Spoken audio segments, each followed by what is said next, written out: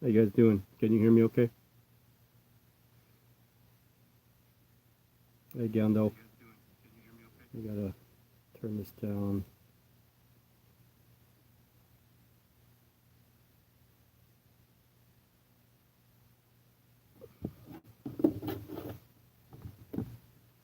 So I had some time. I don't really have time, but I have some time.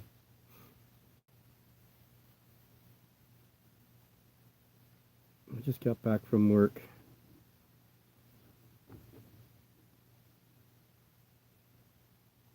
Hello, Melvin, Ian, Vic. How is Vic doing in the new country?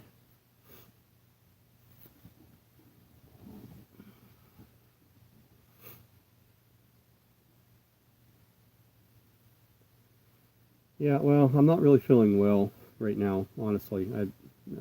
I have some time and I want to get my mind off things, so I thought I'd come and talk to you guys for a little while.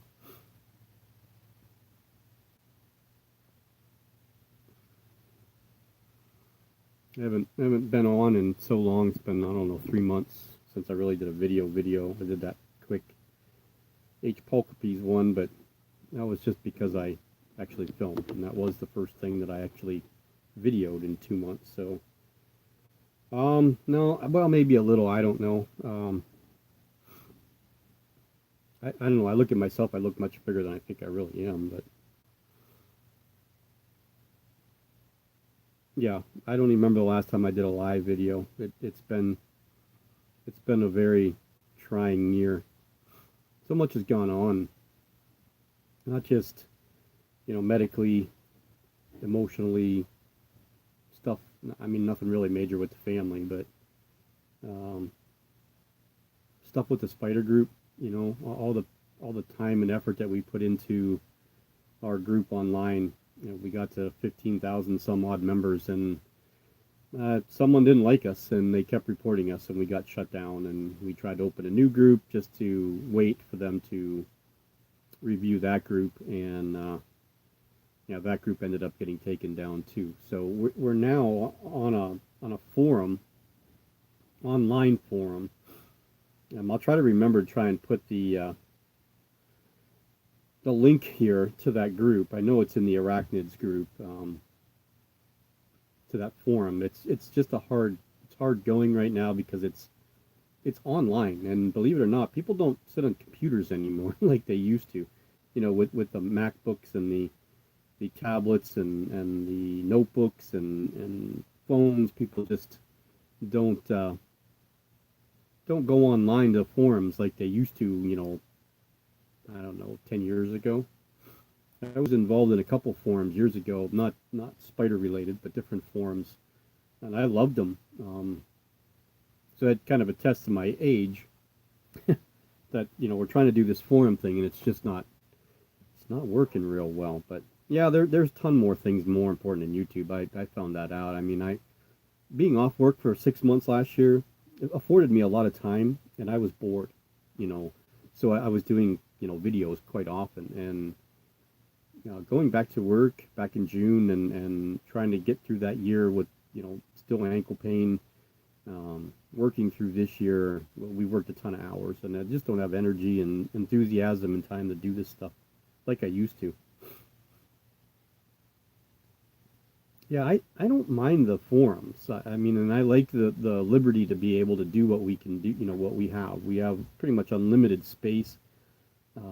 It does cost us some money, so we're working through all this right now. And I think we're building a new actual web forum, which will be tied into an app later on, I believe. So hopefully, this is just kind of a tide over, but it is been slow going, and it's a process. And you know, being used to Facebook and the groups, you get kind of in that groove, on a daily basis where you're answering questions all the time, and there's constant activity, and there's you have to deal with people, um, idiot people, mean people, all that stuff. You're kind of doing something, so it kind of it's mind consuming too, and it was something that we were used to doing. The admins and moderators were used to doing on a daily basis. We'd spend a lot of time, downtime at work or lunch or whatever, and then home.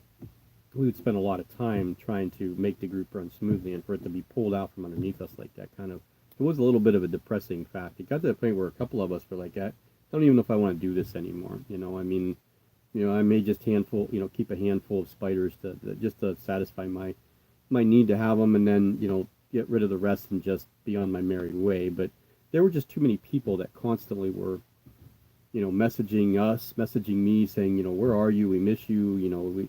There's not a lot of channels like yours on, the internet, on YouTube. So you've got to come back. And, I keep saying that I want to, and I've had weekends off where I've done nothing but laid in bed here and just binge watch TV. And that's what I did this weekend, really. We took Alex back to Bradford, and I spent all day yesterday watching Mindhunter on Netflix. So I could have videoed, I could have cleaned, I could have done something, and this is where I'm at. I'm just so tired anymore. I don't want to do anything. So yeah, yeah, social media. Yeah, social media did take over the forums, and now you're gonna start seeing people try to get back to the forums, and a lot of people don't understand them. They've never been involved with them, so they don't know how they work. And this one's a little bit different. We have tons of channels.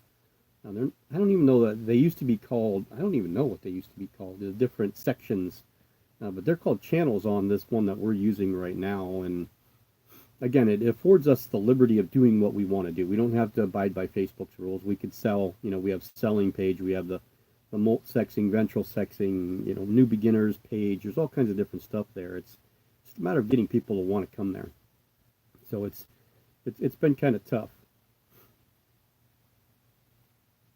I mean, not to toot our own horn. I think we were the best the group on Facebook, to be honest with you. I know there's some strictly UK channel or UK groups over there that didn't, have a lot of American traffic, and I think they liked it that way. But I think overall, the atmosphere of this group itself, the tarantula community, that atmosphere, we worked really hard to get to where it was. And when we first got our notice that, hey, you guys were shut down temporarily because of, not meeting the standards. Now we suspected that it was just sales. So we went through. I bet you we eliminated 5,000-6,000 posts of sales, trades, want lists, anything that had anything to do with that. We eliminated, and then we put the group up for review.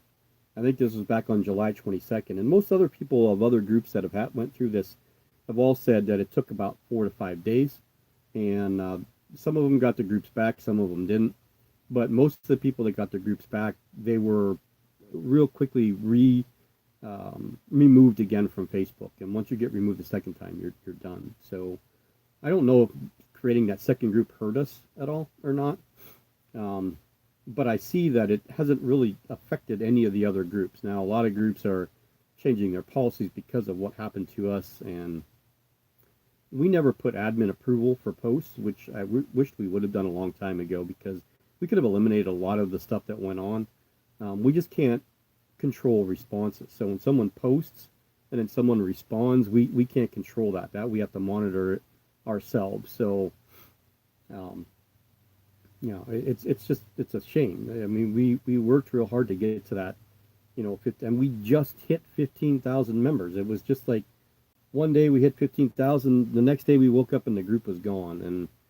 And we spent all day, all the admins, the moderators, we actually had to move a couple moderators up to admin to do some of the work.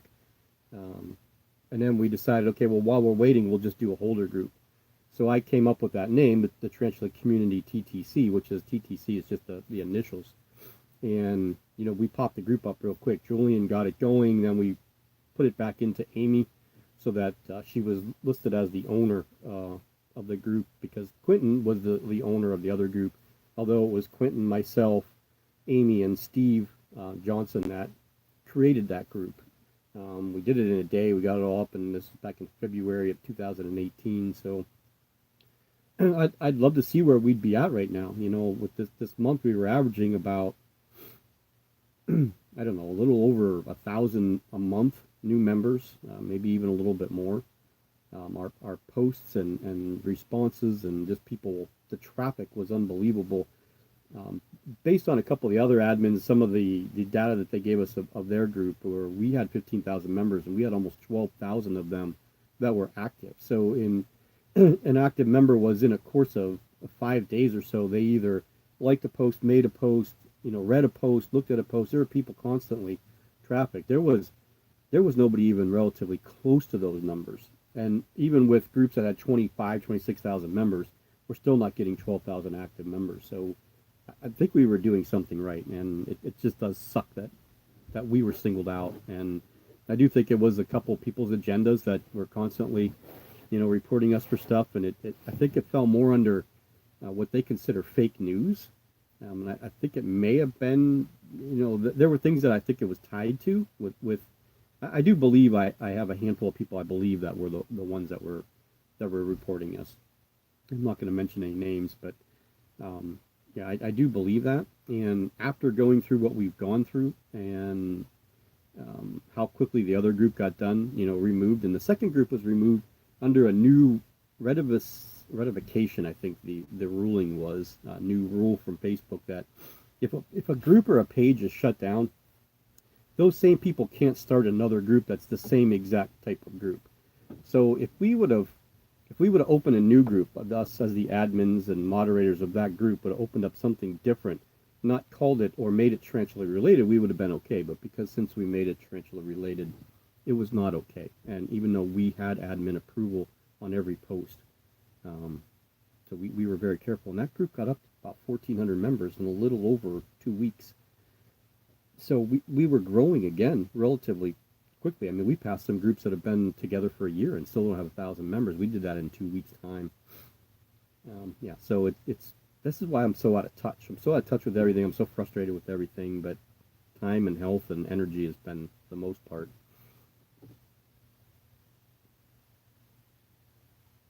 Yeah, Vic. See, with me, I'm not a huge quality video person. I film what I film, and I may have done some editing recently, and that was more basically adding text, um, and then maybe with one clip of a spider, or one feeding, I would do some different clips, different angles. That was the most that I do of any kind of editing, and everybody knows that. So I was not a huge, my quality, and it wasn't time because of the quality. It was just to be honest with you, it was more a desire to do it than anything. I didn't have it. I didn't have the desire. I mean, I've sat here before and said how frustrated I was with the way YouTube was going with the tarantula channels. There's so many of them, and it's so saturated. We all know it. You cannot go to a channel and find anything original anymore. You just can't. There is nothing original that you can do. So you have to find a niche that people enjoy, whether it's the sound of your voice, the way you talk, the videos that you make, and just make the same stuff over and over and over again. That's all there really is to it. Um, yeah, I mean, I've actually gained more viewers in the last couple months of not making videos than I did the previous same amount of months making videos. Does that sound kind of odd to you? Being inactive helped me more than being active did. So I think I gained a little over 160, I believe, in the last 3 months. And the 3 months prior to that, I was only a little over 100. But the problem with YouTube right now, again, is the amount of channels that are out there, the oversaturation of the same things over and over again. I mean, you can only watch a simultaneous Armenia feed so many times before it's just not fun anymore. So I tried to find joy in the spiders myself again, and not using that joy of filming and putting it out there for everybody else. Because once you lose the joy of doing it on your own, watching them feed, the excitement just of taking the pictures, um, that that's where I kind of lost it. And so I use other things like time, and I mean, it's not that time and health weren't factors, but the desire was the biggest factor.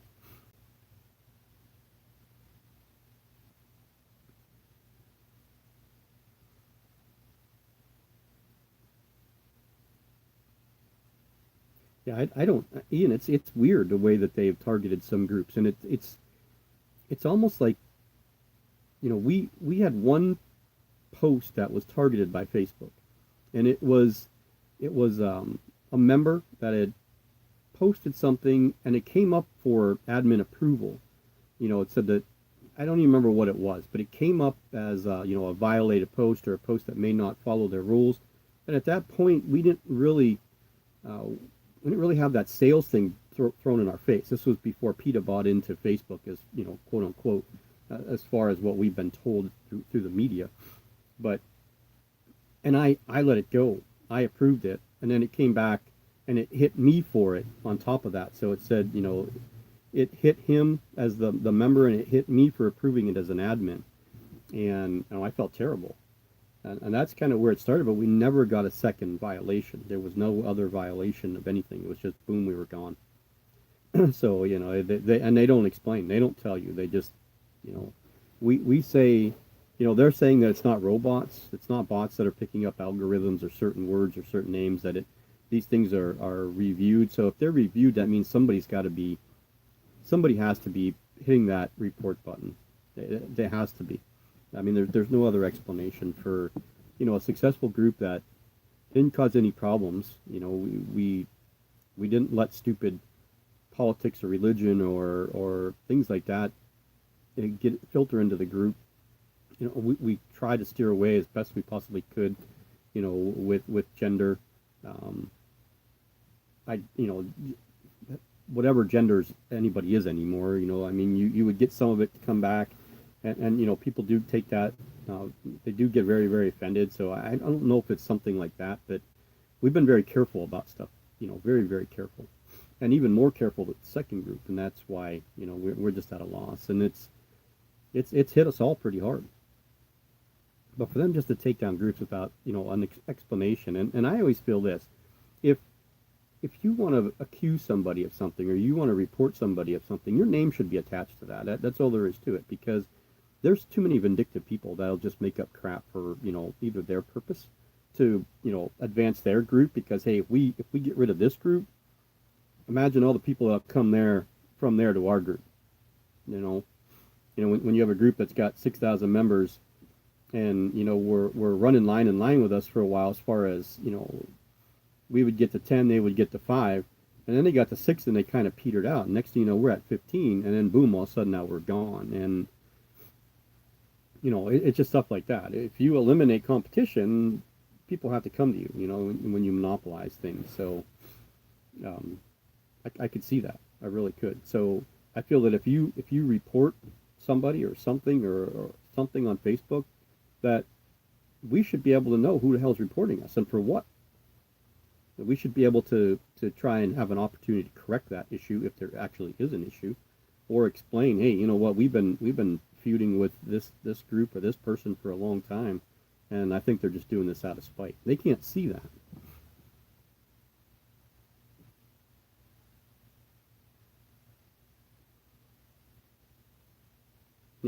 Melvin, the groups blew up last year. In 2018 is when not the groups, the YouTube channels blew up. 2018 was the biggest year of growth in the tarantula hobby, and that's since I've been doing it. I mean, the amount of people I see were buying their first tarantulas. Every day you get 3 or 4 or 5 of them on our group, so you keep multiplying that, over the course of half a year, and how many new people do you have? And then people want to be noticed, and again, a lot of people see dollar signs no matter what they do. Everything that they do, there's dollar signs, and oh my God, you can just make money making videos. It's not that easy, and most of you probably know that. It's not that easy. Again, I've been monetized for over a year and a half, and I've accumulated a total of like $208 in ad money, and that's not a lot. I know some the bigger channels are doing that, every couple of weeks they're making stuff like, or maybe even every week, or sometimes a video will make, 150, 200, $300,000. I don't even know what these guys make on some of their big videos, but yeah, it wasn't disheartening. I've had a couple of people comment that I was jealous of people that started after me that grew bigger than me, and I laughed because that's just not me. Um, I honestly don't care what how successful people are. I want everybody to be successful. It's the way that you know maybe some people went about it. I guess that kind of you know upset me a little bit. I don't even want to say upset, just kind of maybe made some statements that I said. Maybe it sounded like I was mad at certain YouTube channel presenters, but that's far from the. I mean, there's a lot of people I used to talk to all the time, and ever since I left the YouTube community group, I don't talk to anymore. Then it's not just because there's no hard feelings, and it's not that I don't like people. It's I just try to get away from certain things, and there were a handful of people that was talking to a lot, and I don't even talk to them much. I mean, I used to talk to Vic all the time and Andy all the time. From Andrew's Tarantulas, I used to talk to them and Shawnee. I don't talk to anybody anymore. I just get so wrapped up in the group and what's going on there, and then trying to just maintain a healthy mental state, trying to just cope from day to day to day.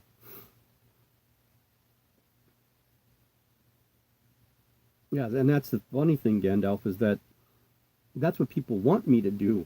They want me to come back because of the informational videos, but they want me to come back the old style me where, it was 6 or 7 spiders in a video that was 25 minutes long, and I feed and I talk about that spider.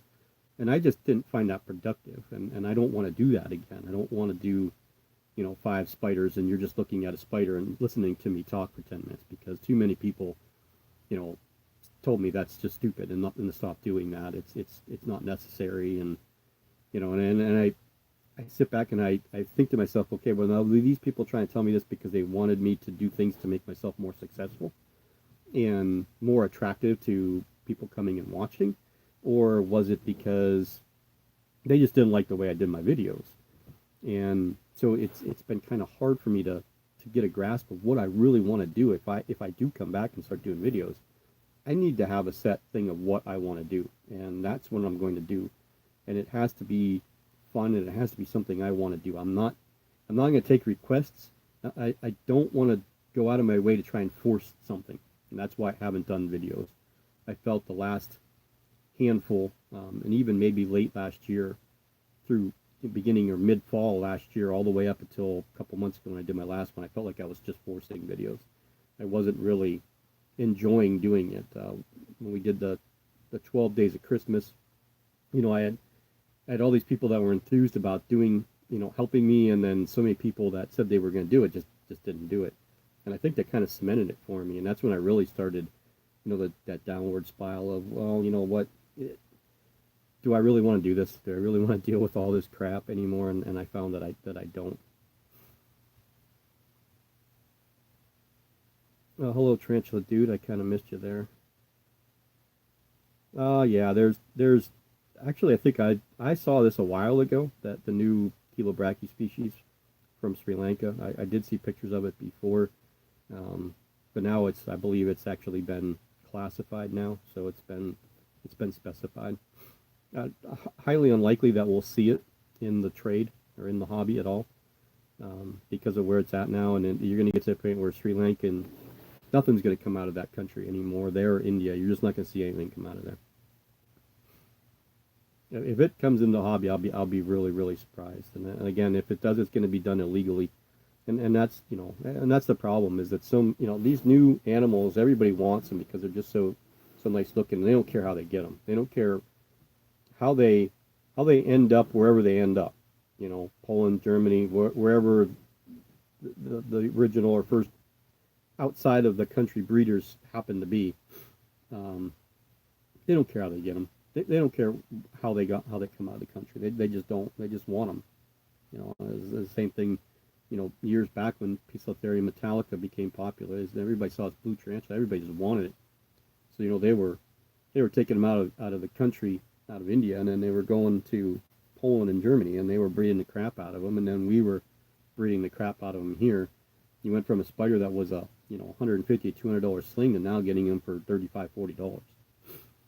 I just don't see this tarantula in the hobby, at least in my lifetime. I don't.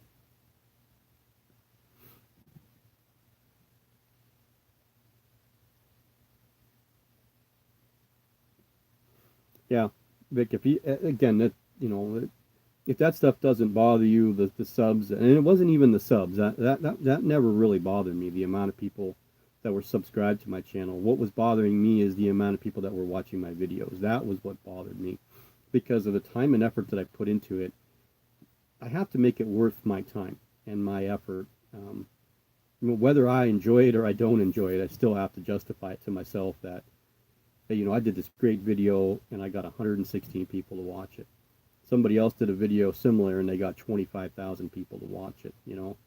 That's where I started to get a little disheartened. And sure, the more subs you have, the more traffic you're going to have. But I burned a few bridges, and I burned them knowing full well I did, and didn't really have a problem with it. Um, Andrew's the same way. Him and I both. We stood our ground. We stood up for what we believe in, and I don't regret it for a second. May that have hurt us a little bit, probably, but again, I never really cared about that when I said the things that I said and did the things that I did, or tried to convince people of things that I felt were the right way. But that's just me. So after getting reprimanded by a few people, I was just like, what, screw this. I don't need this. I mean, not that I don't value friendships that I've created on social media, but I haven't met anybody that I've befriended on social media, other than Ruth from Mostly Reptiles. She's the only person that I met. Someone did recognize me at the last Buffalo Reptile show. That they recognized they recognized me from my channel. I just briefly talked to him, said hi. But yeah, the next Buffalo show is coming up in September. I don't even know if I'm going to go. It's not only been it's been a bad year total. I mean, total, really. I've lost some really, really important spiders to me. Norman, my male G. pulchra, passed away. He molted. Remember when he molted that last time, and he I had to surgically remove most of the molt from him. I got him to go all the way to this next molt, and about a week and a half, 2 weeks after he molted, he just passed away. I mean, he was in his enclosure completely spread, like a pokey stance, like he was stretching. I thought he was just stretching, and when I bumped the enclosure, it kind of just like teetered over, and I was like, oh my god. And then about 4 or 5 weeks after that, my female Stratojar starlingi passed away. Same thing, just completely stretched out. I lost my female OBT. This is over the course of all these months this year, and a handful of slings. It's been a rough year. And I haven't really picked up a lot of stuff, and most of the things I have had come from either Pelt Friction or from Austin Spears. I do have some stuff coming from Austin, some more African species, and I think I have I don't even remember what I ordered from them, to be honest with you. I know I have a Harpactira tigrinus, I think it is, another Harpactira, and then a couple Pteranachilus, another Marinus from Kenya, and then another species of Russia. I've had nothing but problems with my species of Russia, so I'm going to try something different with this new one that's coming in. But yeah, I mean, I'm down to, a couple months ago I had 135. I'm down to 115. Not all those passed away. I did send some of those away. I did get another Homoioma chilensis from a friend of mine. Picked it up for me for $20 and sent it to me, and then she molted not too long ago and is female. Her spermatogae looked sclerotized, so we're going to try breeding her. I have a member from the group that got a hold of me and said, hey, I got a male. She sent it off to somebody else right now, and I guess they're going to send that male to me. I'm not sure when. My Ephebopus sinanathus hooked out. He's going away either this week or next week for a breeding loan, and my Homoioma species blue hooked out. He's going away hopefully soon too for a breeding loan. Generally, I've been selling my males or trading them. These two I wanted to do loans with. So yeah, I paired my Episotheris subfuscor species Highland. She doesn't seem to be gravid. She's not putting on any weight. Who else did we pair? Oh, my Davus peniloris. She got huge relatively quickly. She's been huge. We'll be pushing about a month, I think, this weekend. So I'm hopefully in the next week or two, we might see something from her. But yeah, that's really what's been going on. So you can understand, I mean, I Norman and my Strat Starlingi, if I had to make a top five or top 10 list, those two spiders definitely would be in the top five of my favorite spiders that I own. Maybe not favorite species that are out there, but spiders in general. They both. Norman came to me as an inch and a half, and the Darlingi came to me as a 3/4 inch sling, and I was waiting for her to molt, um, because I had someone that had a male that was waiting, and she just didn't get there. She was like, I don't know what happened. Hello from France. Is it Sirio?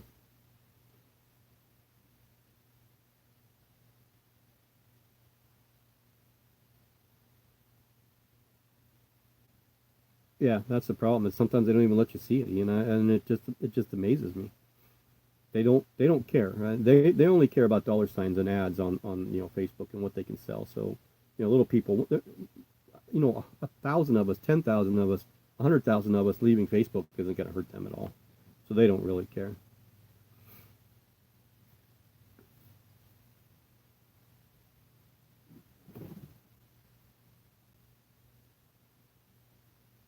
Yeah, I get you too, Vic and Ian both. If I was doing this for money, I'd be in trouble.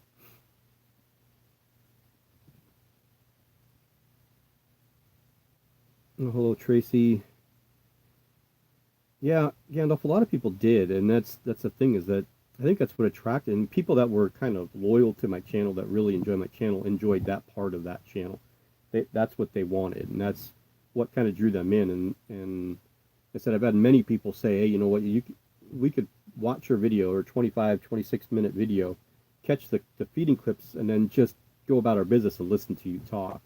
And that's why I thought maybe doing the podcast would help. And I haven't done one of those in a while either. I've been thinking about popping a podcast on real quick too. But um,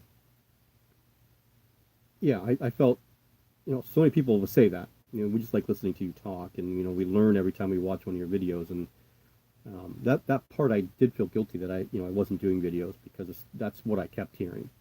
I know there were people that just missed me in general, but that part of what I was doing definitely.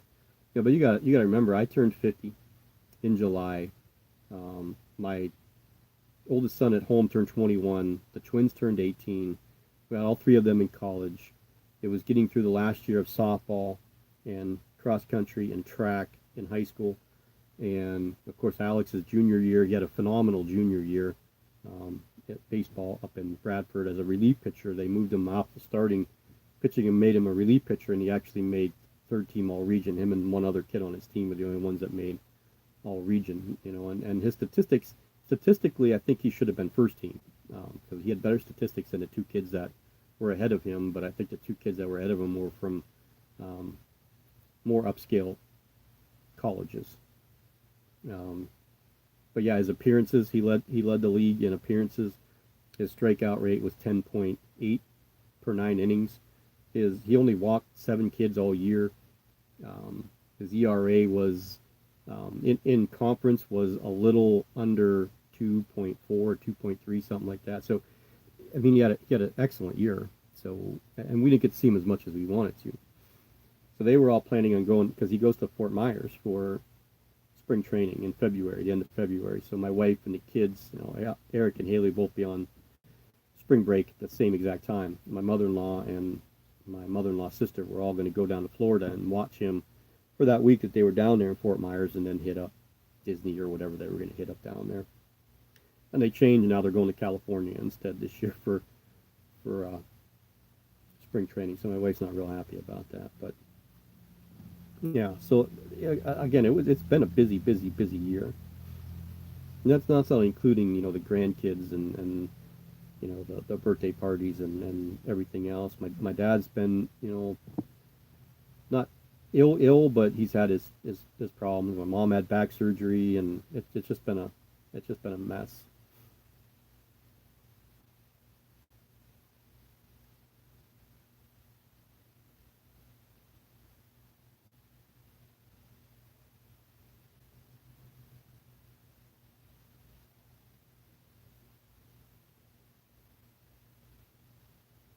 Yeah, it's not easy to do, Christian. Trust me, it's not easy sometimes to get, and that's here's where I'll explain some of the frustration.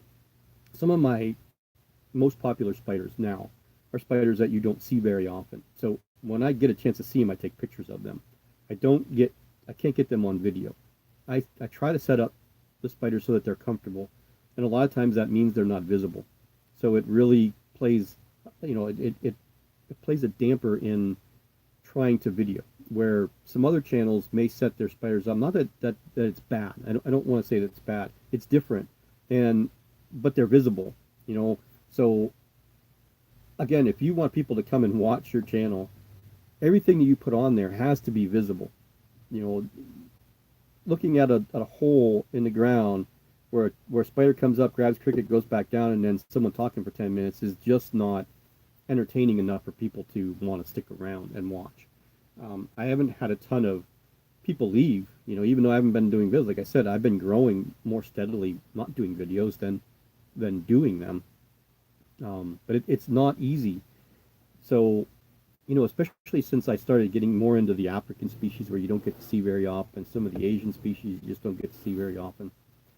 But for the last year and a half, I spent, there were two spiders particularly that I enjoyed saying their names, the scientific names. I enjoyed saying them, but I could not find them. And when I first really stopped doing the videos, a friend of mine bought one for me. She had an order, and I put in an order, and she's like, "Well, I'm going to get this one for you because I know you really wanted it," which is the Chilobrachys wanzianensis. I just like saying the word, saying the name. And the spider's still doing well. And the other one was the Lyraanathus jonespositoi.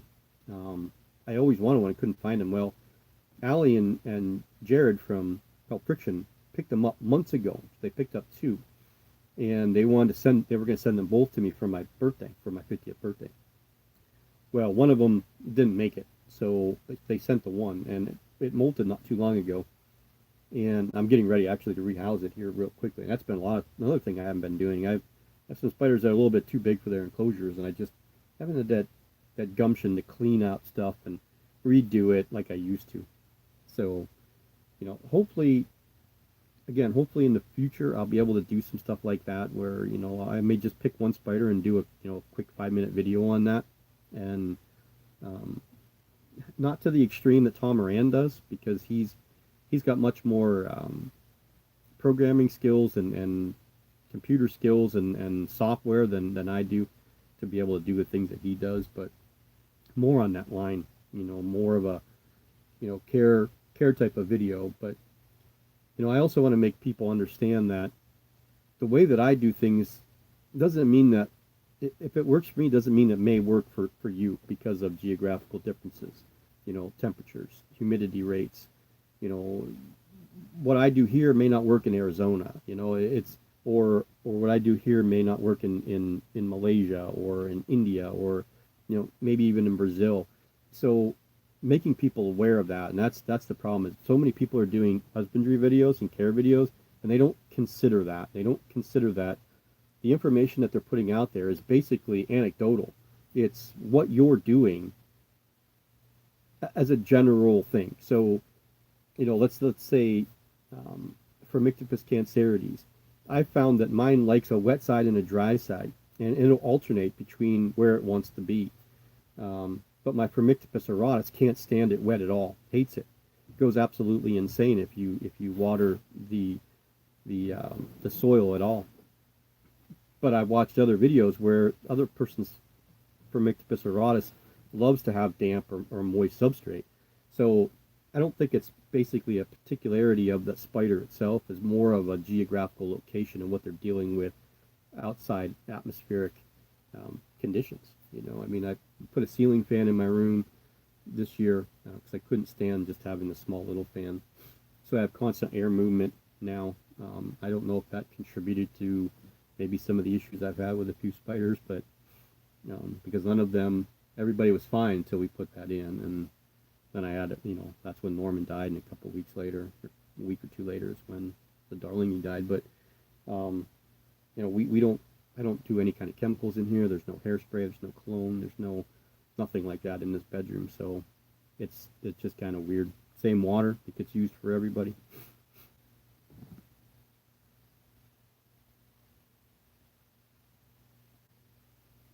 Yeah, I know it's. I tried to, I mean, I get out of work 2:30, and there's construction on the highway getting back here. I wanted to get, through here as quick as I could to get some of you guys from the UK and Europe, at least for a little while anyway.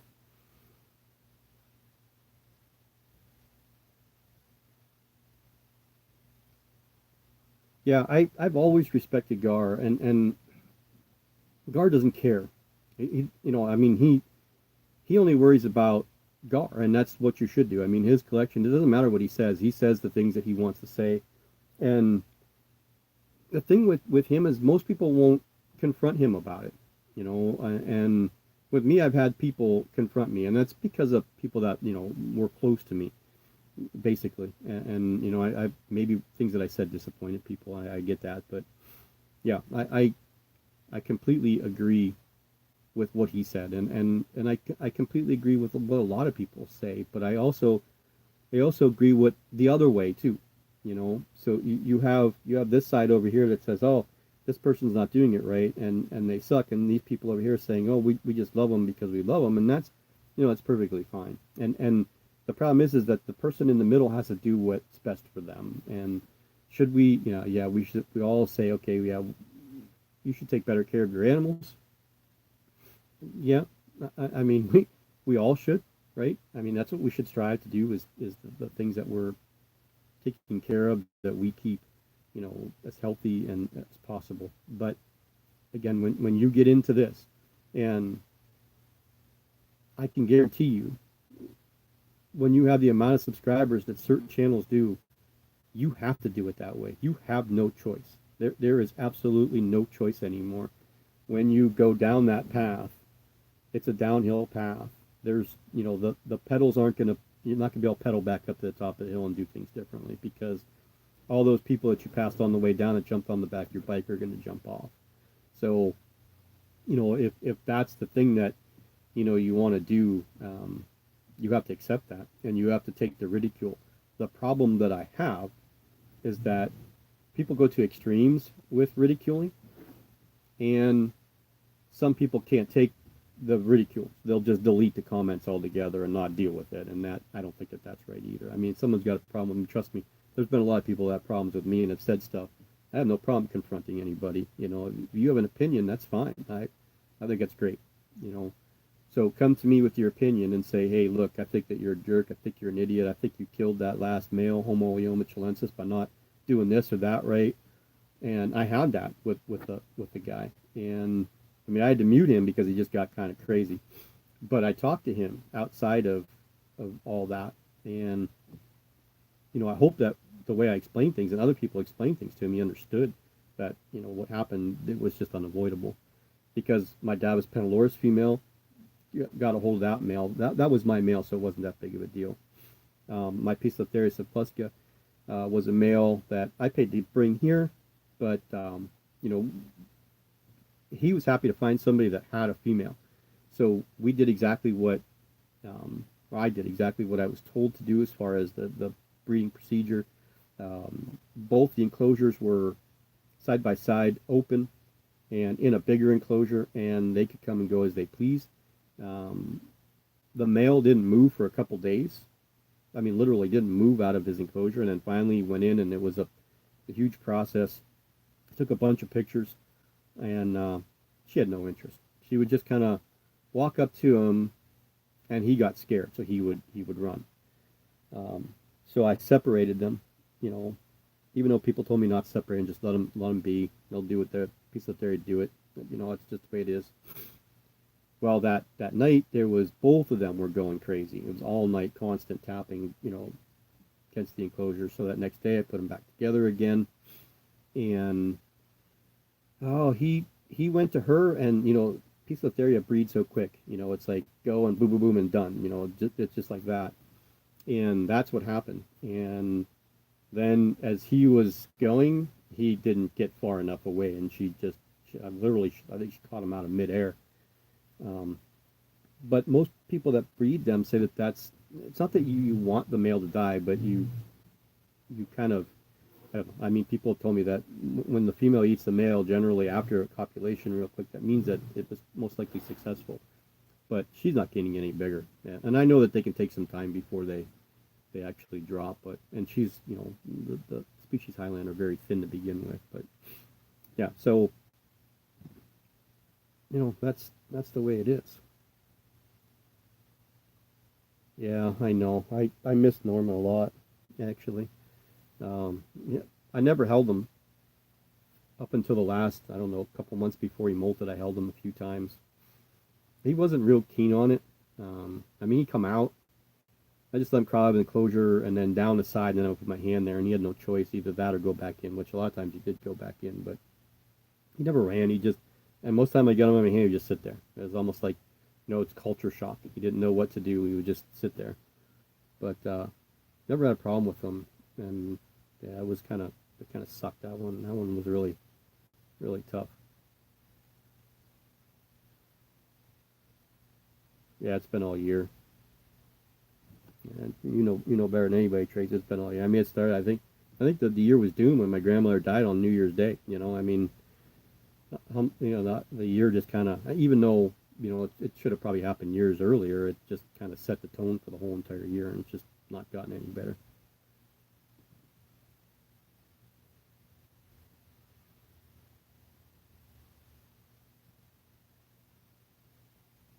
Yeah, it sucks when you got to put your animals down, especially dogs, cats. I mean, that's another thing. Our cat died this year too. Yeah, hopefully she'll have a nice egg sac. I mean, she's gotten pretty large.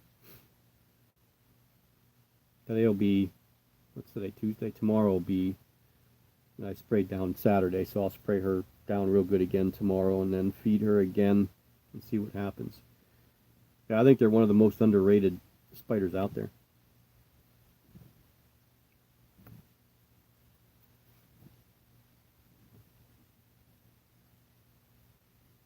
I don't have any true spiders at the moment. I will in the fall. I usually pick up some, false widows at work, bring them home, put them in a small enclosure, and just feed them. Just enjoy watching. They're a lot of fun.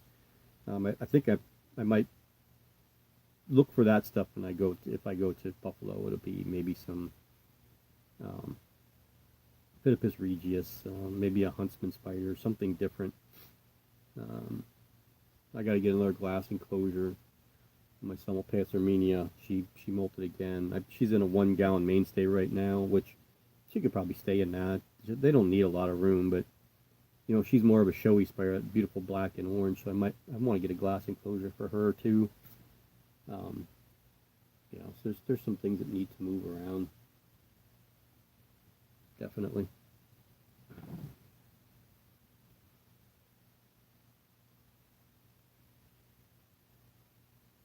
Uh-oh, King Bamboon got out. That's not good. They're very touchy. I had one I got as a 2 inch. It never molted in the year that I had it, and then just passed away. I'm down to just a one Balfouri, which I believe is female. She seems too big to be a male, but who knows? We'll find out when it molts the next time. I can never get a good ventral shot of her. Yeah, see you later, Melvin. I did get another king baboon. Allie and Jared sent it to me. That one molted relatively quickly after I got it. All the slings up here need to feed today. I'm gonna feed them later on today. The one that I got, I didn't even realize that it was a rare species. Allie and Jared sent it to me as a freebie. I don't remember what I got in the beginning. What the deal was with that, but I got some stuff, and that was the freebie. And I was like, I never even heard of the species before, which is a Cythronathus foci, and I didn't know anything about them. There's not a lot of information on them. I asked Allie about them, and basic Asian species. I'm pretty sure they're just fossorial. I don't believe that they're arboreal. Um, But then I've seen some other people importing them, and the prices that they're charging for them are over $250 a piece. It's unreal for little tiny slings. So that was a it was a huge gift that they sent me, and I know not too many people have them. I know that um, Austin's getting some in his import that's coming in, but yeah, that's quite a bit of money.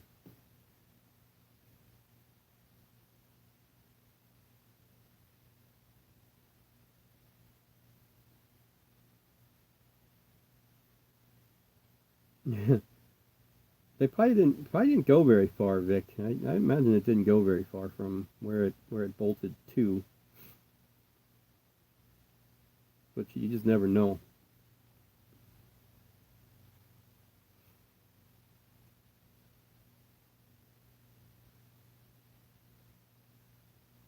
Yeah, we haven't got those yet here in the states. The species black that I know of anyway. But I don't even remember honestly. I don't remember what all I got coming in. Again, I know the species Arusha. I know the Marinus Kenya locale, the Tigrina or Tigrinus. I'm not sure if it's Tigrina or Tigrinus for the Harpactira. Um, I thought there was another Harpactira, but I thought there was one New World tarantula that I ordered too, and I honestly I don't remember. I'd have to look at the my list again to see exactly what it is that I got. Oh goodness, a quarter inch? No, you're probably never going to find it, Vic.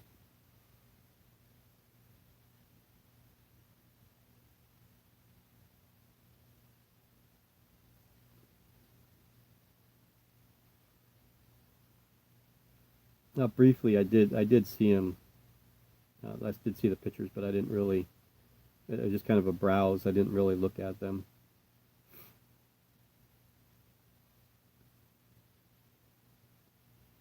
So I did get a package the other day from Tracy and from Gandalf. Tracy said she was sending me something a while ago. Again, this was, back before my birthday. But I wanted the molt from her Grandma Stole polka piece. That's the one that I sent to her. It's a male, so I wanted to take some pictures, with the macro, both the ventral and the, interior of the molt. And she sent some candy, which is still in the refrigerator. I can't eat it because of the, my colitis has been acting up. That's part of my last 3 weeks have been pretty miserable with that. But um, yeah, so I got this other little thing inside the package from Gandalf, and I don't know if you've seen her little. I guess that's crochet, right? A crochet little spider. Matter of fact, I'll get it. It's still in the little bag here. I want to keep it. I'm gonna put it in a video later, but so here it is. See, I don't know if you guys can tell the color real well, but it's orange, and the letter or the card that was sent was basically telling me how much that she missed me, and how things were going, and hopefully I would come back. And this was kind of a reminder of Cheeto, so it's like a Cheeto memorial. And most of you guys that watch my channel all know who Cheeto is. Um, yeah, and then we got the second one, and that second one never made it. So we call that one Cheddar. I think I pretty sure I called that one Cheddar. But yeah, that one didn't make it even to the orange phase at all. So, and I don't have another one, so it's kind of nice that I'll always be able to look at this and remember. We'll have to put this on something, and then put a picture of Cheeto with it. That'll be kind of cool. Put it up somewhere. I'm not really sure. In here, it's not going to happen. There's just too much stuff. All my wife's stuff's in here too, so I don't really have room to hang anything. If I did, I'd take everything off the wall, and I'd have to have less spiders. So yeah, so I appreciate that, a lot. People taking the time to send stuff, and the things that they say, the nice things that they say about you. It's greatly appreciated. It made me feel good, and I've been feeling like crap for a while. So it was a good day, even though the chocolate was kind of soft and I put it in the refrigerator. I really can't eat it for a while, but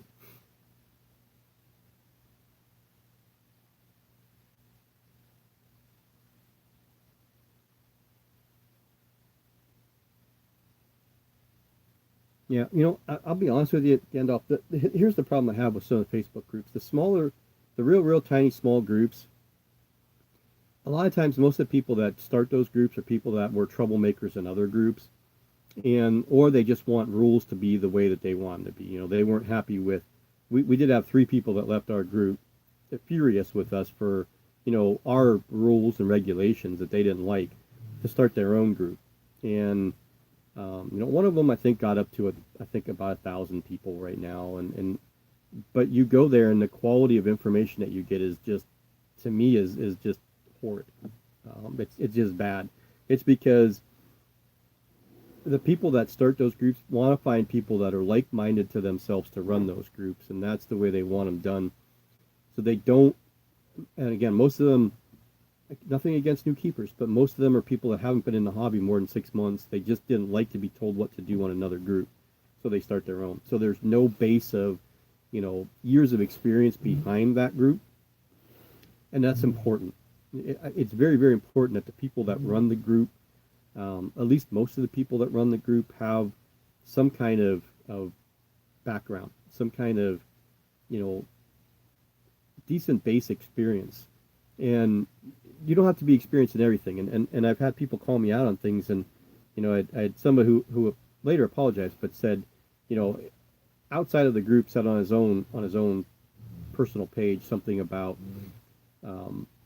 not having an admin that couldn't even correctly identify a Poecilotheria species. So the story goes, and Alex, if you watch this, I don't mean any disrespect, but we came to terms with everything. But there was a picture that he put up of I'm like, I can't even say the name of the Poecilotheria. I always just say the P. hanus, the Hanemusalamavica, something of that nature. I cannot say it because I never had one, so I never practiced saying it.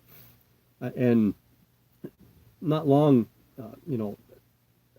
after our group started back in 2018, one of our, original members got a pair of them in. And when I was looking at them, something just didn't seem right to me. And I asked a couple people that would be able to identify them, and there were markings from, the one, but the way the patellas work, the Poecilotheria miranda have extremely white patellas, and that's one way to designate them. So I just asked a question, as I said, are you sure that that's what it is and not a Poecilotheria miranda? And, we had a nice conversation in the group, and then he went off on his own and was saying that, how can you even have an admin in your group that doesn't even know how to identify Poecilotheria?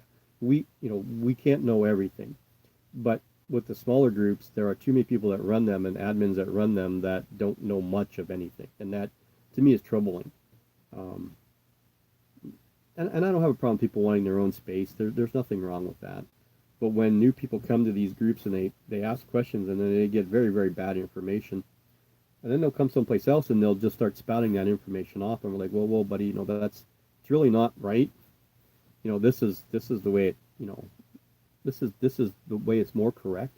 Then they go crazy. They're like, oh, well, this person, and that's where you get this vicious cycle of these groups fighting amongst themselves, because people like myself that have a little bit of experience, that can help educate people somewhat. I'm no expert, not even close to one, but I think, what I've done over the handful of the last, especially last 5 years total, 5 or 6 years total,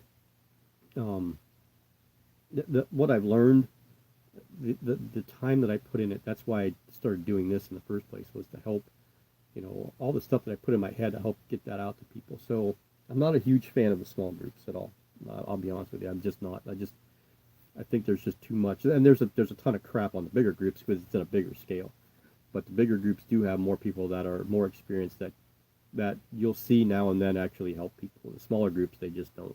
Just a lot of the experienced and smarter and not just people that are been keeping them for 10, 15, 20, 30 years, or breeding them for this amount of time, but some of the taxonomists that jump from these groups, and all they do is make fun of them. It's just what happens. Some of the information that comes out, you just shake your head, absolutely shake your head. There was a picture on one of the groups, I guess it was someone put a Poecilotheria picture on there, and they wanted help identifying it, and one of the people, the first person that did it, said it was a Heteroscrogium maculata because it looked like the one that they have, and started to proceed to talk about how cool it is, how it webs up, blah blah blah. And this person was completely in left field. I mean, absolutely in left field. How do you mistake a HMAC with a piece of area. So that's what the stuff that we see on some of the smaller groups that's kind of distressing. Yeah, the little arachnid group is kind of cool. Again, I was just done um, more for some of the people that didn't want to be involved with the other YouTube group, but still wanted a group of that YouTube people can get together, and then kind of opening it up for people that actually watch the videos. We don't have a ton of people there, and then we got an influx of people when our group closed, the tarantula community. We had a lot of people from that group, filter over there, but it's just a simple little thing. There's nothing major. There's not a lot of traffic. Most of the traffic is, Tracy doing her thing, her daily welcomes and good mornings, and how was the weekend, how was the week, and stuff like that. There's nothing huge, but a lot of people do like it and do enjoy it because it is just it's just a you can go in and just be there for a minute or two, and no drama, no nothing, no arguing. Someone's got a question, put it on there, and hopefully somebody can answer it. Hey Nuno, how are you?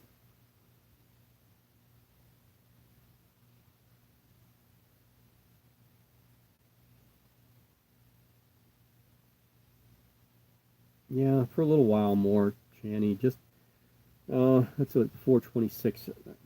I don't know, maybe five-ish. So another 30 minutes or so. Then I need to clean. I just took everything that was right here where I'm sitting. My table, of course, is right here. Here's the table.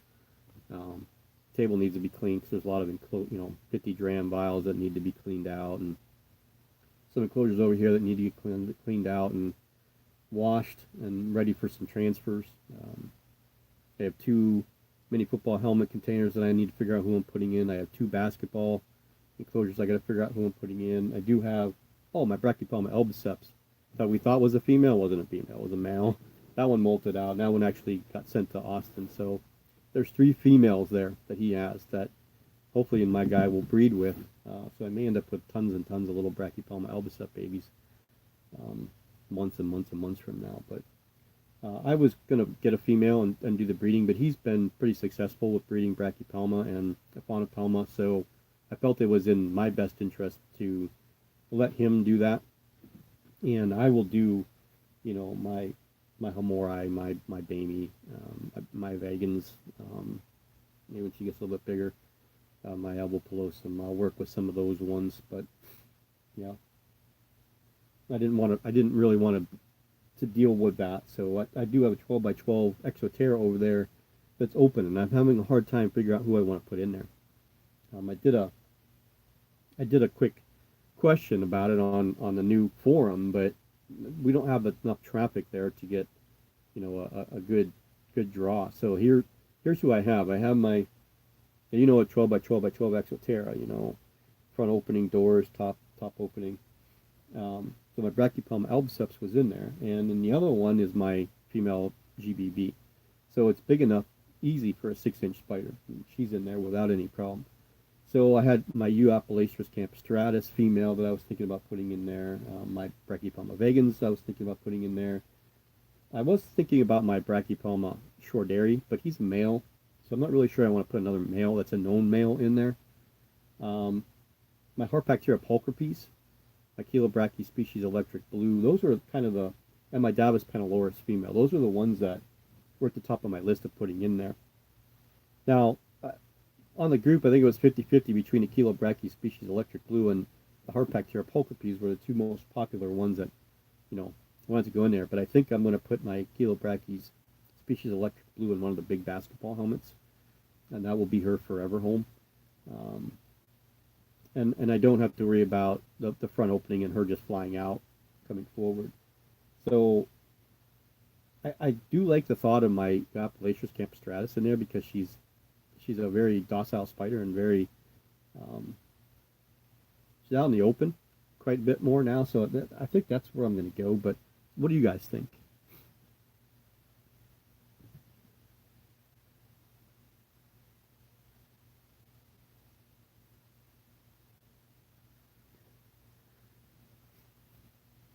Yeah, my Lasiodora parabona female molted.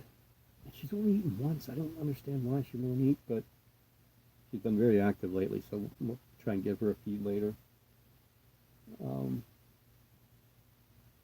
yeah, I mean, you can imagine my Brachypelma classy molted, and she's in here now. This is the 8 by 8 by 8 little one. I put her in there. Other than that, I haven't really moved many spiders around. My Pteronachilus marinus from the Tetes and the Mozambiques, they're getting to the point now where um, they're going to need something a little bit bigger soon. But a couple of them I have in the taller enclosure, so they're still good. And I think that's what I may end up doing with these other ones is maybe just put them in a 1 gallon. I want to stay away from the mainstay containers. I do have 3 spiders back in them now. I was completely out of them, but I picked up another Haplopelma lividus or Cereopachypus lividus, whichever one you want to call it.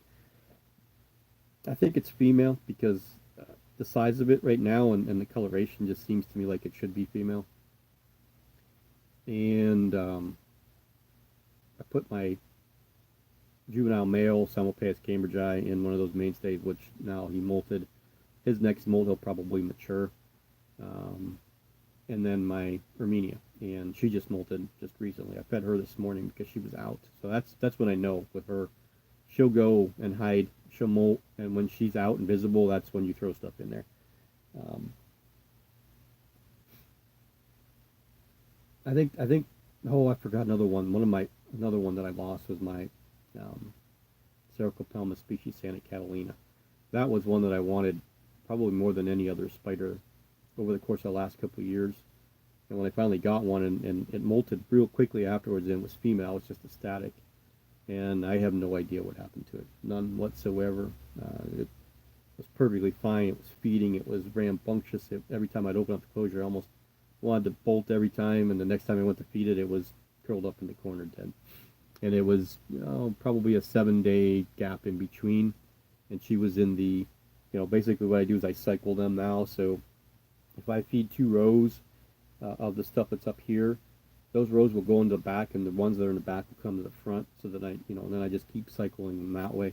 And it'd be like every 3 days they will get rotated as far as feeding. So most of them are on a 6-day cycle, 6 or 7 day cycle, depending on how I felt. So she was in the back. So she was fed. She moved to the back, and then when I went to move her to the front, she was passed away. But yeah, my mature male Brachypelma sabulosum also passed away, but I knew that was coming for a while. My female Faunopelma chalcodis still has not molted in the 3 years that I've had her. And my Faunopelma moderatum is going on a 1.5 years, and that one's only yay big, so maybe 1.5 inches-ish, and it hasn't molted in 18 months that I've had it either. It's been had a fat abdomen since I got it. Just doesn't want to molt. Tried everything. Tried to cool down, tried to warm up, tried the wet season. Nothing's worked. So that one's probably going to be, let's rehouse it and see if that prompts it to molt.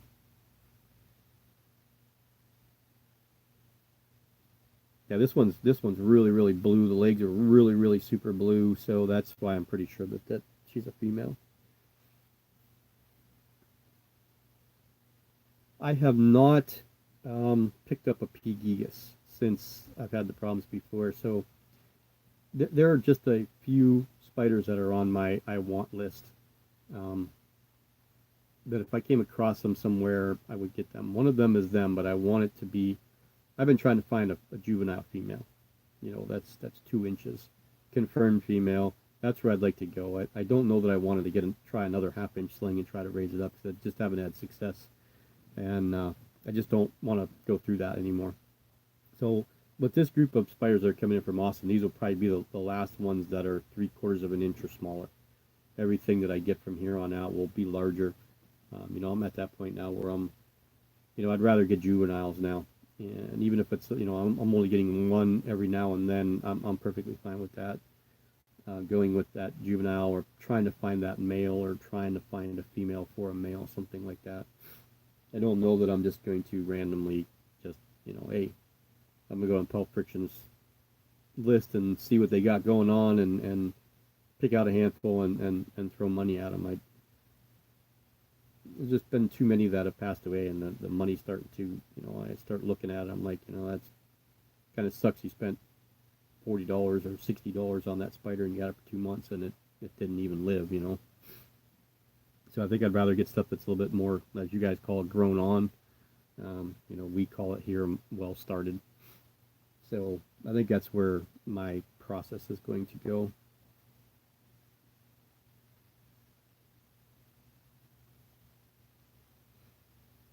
No, I know, Shanny. I know a lot of people do. I don't know when I'll do another one. I need to be organized, and I get no motivation to organize. So, I'll break down an enclosure, and instead of taking the cork bark and putting it in my drawer here in the dresser with all the other cork bark, I'll put it in a container, and it'll sit here. And, and then they just build up, and they build up, and they build up until you get to this point where I'm like, okay, I'm going to do this live video. I'm going to eat dinner. My wife's got to go over to preschool and get some stuff set up, so the kids will go with her. They got to carry some boxes up and down for her. I'm not doing that. So I will get some enclosures emptied and cleaned and some stuff put away. Now that I got this moved out, I'll move everything out of this area. I'll vacuum the, dirt that comes out of the enclosures when you build new ones, or when you're moving a cork bark out or something, that needs to be vacuumed. And I don't know. We'll see. I do need to feed. Again, everybody up there needs to feed. I just don't like filming. I hate filming slings. Andrew was very good at it. I never really cared for videotaping slings. Just most of mine just didn't want to feed on camera, or it was just so fast, or it was so hard to get the camera set up right. I'd rather do the things I've been doing with the adult spiders, juvenile spiders. We'll do another African feeding video. If I do a feeding video, it'll probably be an African species feeding video. That went over pretty well the last time I did it. So yeah, they can be. They very well. I mean, they are fragile. But again, I don't. I go back to this whole. Why do they have so many of them? Um, there's a bird, and I don't remember what bird it is. I watched a documentary about it, and this bird, it's a big bird, very ugly looking bird, but they always have two eggs. They always have two eggs every single time, but they only ever raise one chick. So what they do is they have, the first egg that they lay is the one that they really, they know which one's which. The first egg that they lay is the one that they want to survive. And the other one is a fallback. So once mom and dad start feeding the one and it actually starts to eat and grow, the other one it basically starves to death. The bigger bird, the bigger, I don't know what a baby bird's even called, fledgling, right? The little one, little big one, is taking more of the food, so the other one eventually dies. And what happens? That bird ends up kicking it out of the nest, and then something will kill it and eat it. So if you think about spiders, and just take like nandus who have 1,000 little babies, how many do you really think survive? How many of them are born without something? I don't know what. I mean, I have to believe that there's a reason why these things just die for no reason. It has to be something in their makeup. It's okay, you're born, but you're really not going to survive. You're actually just going to be a diversion, for some of these other ones that maybe these eggs are better, and I want to make sure that these 50 babies survive. So we have all these other ones over here are just distractions for critters, so that they don't eat these strong 50 ones. That's the way I kind of feel. So I don't. Some people sit back and say, "Oh, I've been keeping spiders for 10 years. I've never had one die," and I call bullshit on it every time, because I don't believe anybody that says they've never had spiders die unless you've only had a handful of them. If you've kept multiples of them and you've kept for years, you have spiders die. It's just all there is to it. And I don't know people. I don't know what makes them want to lie about it, because it just doesn't make any sense. But yeah, they can be. Um, I watched stuff that Tom's done with, keeping his stuff more on the damp side with slings. He's got pretty great success. I've had some that I've done that with and killed them, and I've had some that I've kept dry that people say should be a damp species, like my Kilo brachy species. Um, Two of them I've raised pretty much dry, and they've been one's growing at a little slower pace than I expected. My Jane Krishan, that one's grown relatively slowly, but I had two, and one I kept very very damp, not damp saturated damp, but damp, and the other one I kept dry, and the one that survived was the one that was dry. The one that was damp didn't make it. Is that a coincidence? I don't know. You could doing studies like that in a controlled, everything's got to be so controlled, and you can't just do it with two. You got to do it with 100, and the feedings have to be specific. It has to be the same thing every, the same day. The watering has to be the same type of water from the same container, the same amount, or if you have two controlled environments, one dry, one wet, bigger enclosure, smaller enclosure, do they grow quicker in smaller enclosures than they do in bigger enclosures? People say yes, some people say no, it doesn't really make a difference. So, yeah, I don't even know what I'm talking about now. I just kind of went off from left field there about, um, yeah, good night, Kendo. The um, fragility of slings. A lot of people still want that H-Devil mouth, and I don't get it. It's one of the most reclusive spiders that you're ever going to get. Yeah, they're nice looking when they come out, but I would go more with Ornithoctonus. Oh yeah, Ornithoctonus Oreotibialis. I think they're a better looking spider to me. Um, Anything from the Cereopagapus genus, I think, is a better looking spider than that. It's just that that sheen that they have that draws people. I was never attracted to them, no more than I was attracted to the T. Celadonias. They're pretty, they're interesting, they're cool. I know that Allie and Jared just bred the hell out of them, and they just love them to death. But it was never a spider that was ever really hit me and said, "Oh, you got to have one." Now, the Salmopaeus species Elquitron, I definitely have to have one of those. I hope to God that they get those bred, because I absolutely adore them. They're pretty much a Salmopaeus black. So, um, you know, but like I think we were talking about my list, and I don't remember what happened to that list. Oh, we were talking about the P. gigas, right? Pseudoclamaris gigas. That's up there, but it's got to be a juvenile. And I like to get another pumpkin patch. Those could be small slings because I raised those pretty easily. I don't mind those being small. I wouldn't mind getting some more Seriocosmus. I do have the little elegans that I got the last Buffalo show. I don't even, yeah, you guys saw the Buffalo Expo. That was one of my last videos that I did, the Buffalo Expo. So you guys knew that I got that one. And I don't even think that I got, well, some things from Austin that I got new, and a couple things from Pulp Friction. But I haven't really got a ton of stuff this year.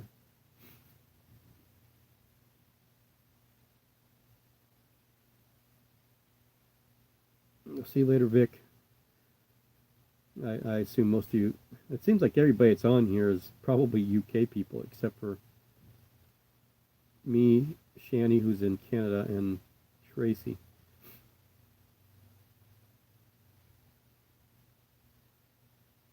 Yeah, I think I'm gonna pick up a couple more GBBs. I just have the female. They're a lot of fun to raise.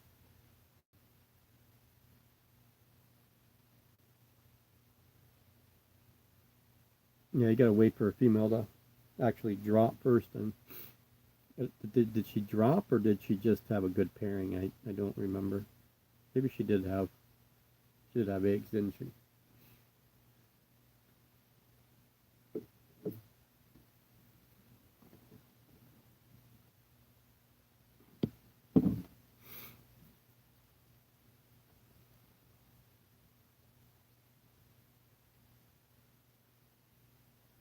Yeah, the Formingocrelus is a very interesting genus, and especially since they moved one into that genus, right? They moved. Oh, what did they move into there? I don't even remember. They just redid that stuff with Lampropelma and a couple other spiders, and they moved something into the Formingocheilus genus. And I mean I've seen them all now. The Eveready, the Penelwetty or whatever that one is. That one really interests me. But I don't know that I want a bunch of. Again, I'm not a huge arboreal fan, so getting a bunch of Asian fossorials, or I mean arboreals, just isn't huge on my want list. And so some of those Formingocheilus, if I did get anything more Asian, it would be more Chelobrachys. I would rather have more Chelobrachys than anything else. Once if my Poecilotheria female has legs, then I'll keep 10 babies or so, and then distribute the rest. But I won't get another Poecilotheria. This would be the only one that I have, and if she doesn't have eggs and she passes away, that'll be it. Um, so yeah, some of the Asian stuff I'm kind of gearing back away from. I don't want to get no more Orphaneus, no more Cereopagapus. I have the Hottie Hottie and the Lividus. That's really all I want. But I would pick up some more Chelobrachys of stuff that I don't have. I think the Vietnam Blue, Blue Vietnam, whatever it is, I think that's one that I would like to probably grab.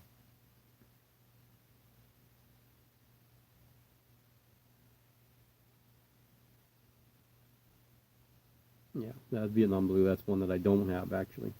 But I have the Wanzianensis, I have the Huahine, the Species Electric Blue, the Discalus, the Cancreshawn, and I want to say, did I say the Wanzianensis? I think I have 6 of them total. 1, 2, 3. Oh, and the Fimbriatus, my beautiful Fimbriatus female. I'd like to actually get a couple more of those. If I don't know that I need Chelobrachys that I don't have, I'd actually like to get more of a few of them that I do have. The Indian Violet definitely being one that I'd like to have, 2, 3 more. They remind me, those in the Ephapopus murinus are those fossorials that I really enjoy having. I like the patternization, the coloration, everything about them is, really eye appealing for me. So that makes it, more of a want. But no, Chelobrachys are fine. Actually, they're not bad.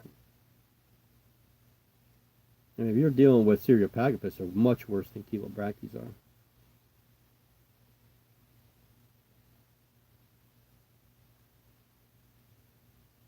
I'm not I've not had issues with any of the Chelobrachys that I have. Now my Indian Violet is in a longer enclosure, and she just webbed the living crap out of it. She does have her tunnels going through, but all the other ones are in deeper ones. I still have 2 in vials that need to get moved into like a softball enclosure. So that some of the sling stuff up here, probably the next time you see it, there won't be as many of those vials there. Um, my 2 Kigomas and 1 Mikumi Marinus, those 3 are coming out. So is my Zimbabwe, and then the Wanzianensis, the Oreotibialis, the Discalus are coming out. I'm not sure what else is up there, but most of that stuff actually will be in either baseball enclosures or softball enclosures.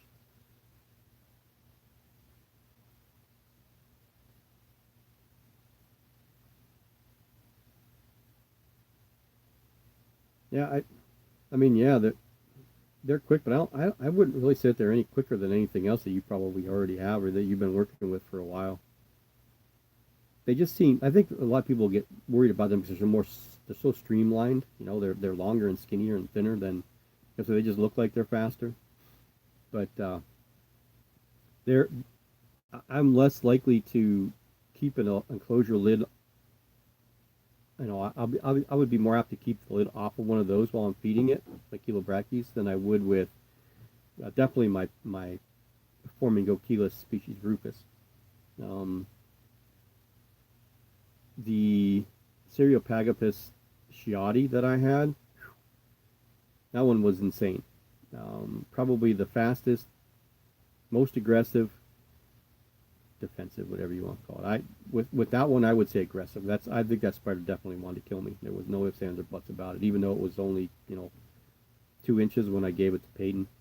Um, Beautiful, gorgeous spider, but just absolutely insane. That was a I could lift the lid off. I could not feed that spider for 3 weeks, starve it, not feed it for 3 weeks, open up the lid, throw something in, and it didn't want to eat. It wanted to just leave. So that's why I gave it to Peyton. I was like, you could deal with that thing running around. But yeah, I've never had a kilo, and knock on wood, and wherever in wood here, I guess. Um, Hopefully the rehousings go relatively safely and easily.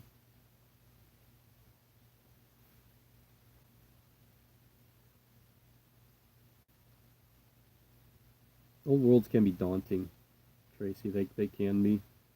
Um, you definitely don't want them to get out, and I think that's a lot of things too. With some of my old worlds are getting a little bit bigger, and that was another reason why I stopped videotaping a lot of them in feeding videos, because not that I expect them to leave their enclosures, I just don't want them to. So it's a matter of putting something in, closing it, and just watching them, through the side of the enclosure, and it doesn't work very well for filming.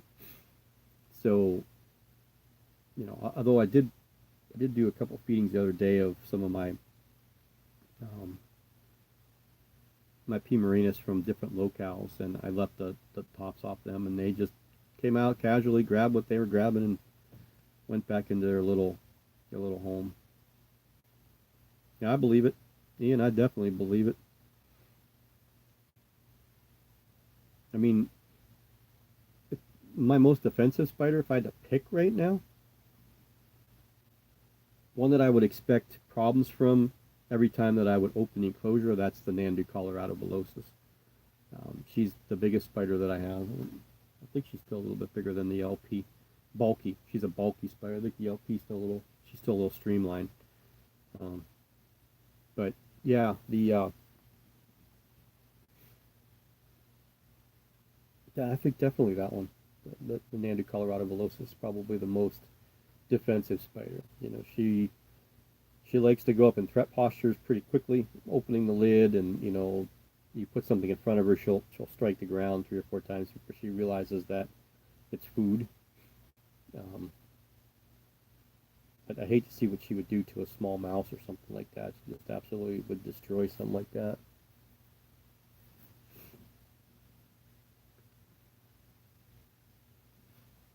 I had a couple from one of my OBTs. My last female, I did, but nothing major.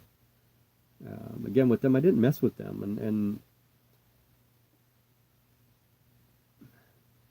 again, I do believe 100% that if a spider is comfortable in its enclosure, even if you lift the lid off it, they are not going to throw a threat posture up there because they have no reason to. They don't want to bite you. Believe me, they don't want to bite you. Um, they just want to live. So making themselves look big. But again, if they have some place to retreat to, there really shouldn't be any reason for them to stand their ground and be defensive. It's when there's not enough cover, or there's not enough dirt for them to dig in and have a burrow to run away to, is when they become defensive. And I mean, there's some that just do, no matter what you do. My Colorado velocis, she's got a nice big burrow den that she can go into, and she'll threat posture inside the inside there. So, some spiders, there's nothing you can do. You can't help it. That's the way they're going to be.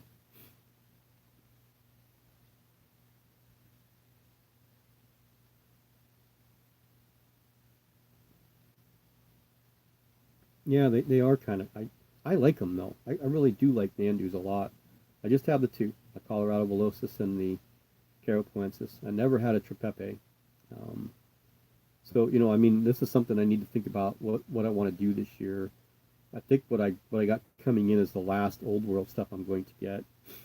I don't really foresee myself getting anything more unless it's going to be a male or a female for something that I have, because I would like to work with the Terranocheilus marinus localities and try to breed some of the ones that I have. I know two of my tetes, 2 out of 3 that I know for sure are female. One of the Mozambiques for sure is female. The other one, smaller ones, I don't know yet. The Kigomas and the Mukimi and my Zimbabwe. That one, that's the one I wanted to be female in the worst way. But um, yeah, I mean, I wanted to breed my Darlingi, but I do have the other one and the Marshalli. But my Marshalli has no horn, even though it's still only maybe an inch and three quarters.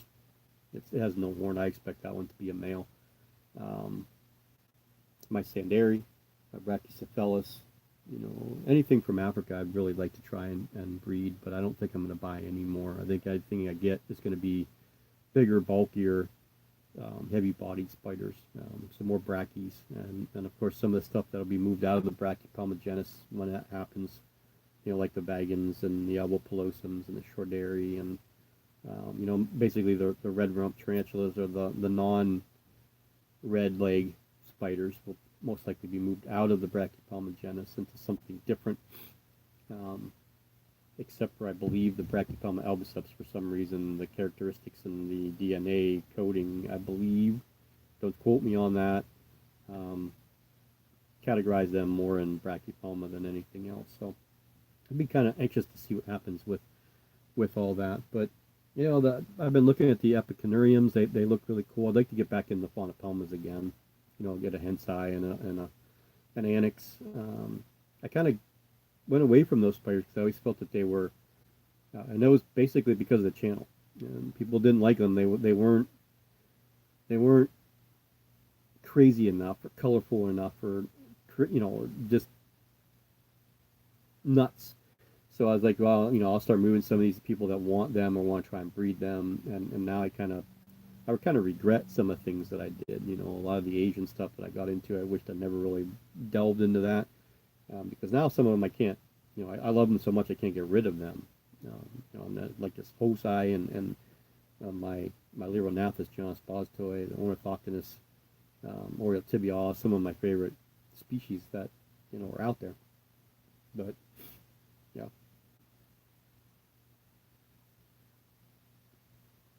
And I've had a few from the female Chramystola pulchripes. Nothing I would consider bad. But she has thread postured, and she will. I'd like to get another chromatus. That's the one I had. The one I had was male also. Yeah, it'll happen. I'm just not quite sure when. We were kind of hoping it would come out sometime this year, and when they said weeks ago that there's this classification coming out and it ended up being the Asian stuff, I was kind of surprised. I thought for sure it was going to be the brachy stuff, but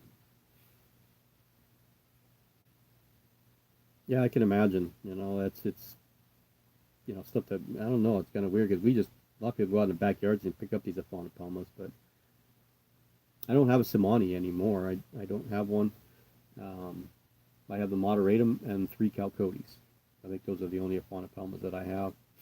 So I'd like to get a Hensai again, but I'd like to get one that's inch and a half or 2 inches. I don't want to get a little tiny sling. I'm too old to deal with small, slow growing slings. My slowest growing spider I think right now is my Lasiodorides polycuspalaeus.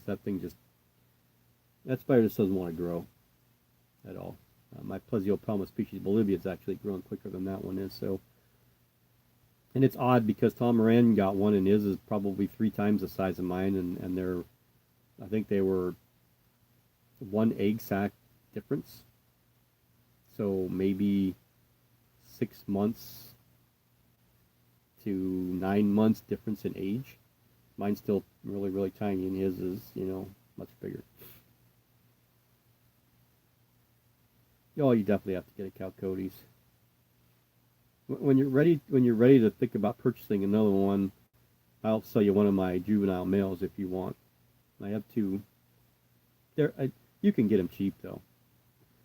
There should be expos down in your way, or even get a hold of Sean from Addicted Arachnids. I'm sure that he can get you hooked up. I think they're a little overrated, those Johnny Cashies. I really do. I like to get a Sandignari, I think they're called, more of a black one.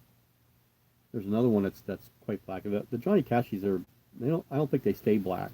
I think they brown out as they get a little bit older, but um, the the iodis, and um, there's another faunocoma that's very, very small. It's a dwarf one. It only gets about yay big. I'd like to grab one of those, but they're from the United States, so it's much easier for us to take care of them here, even though my weather is considerably different than where they come from.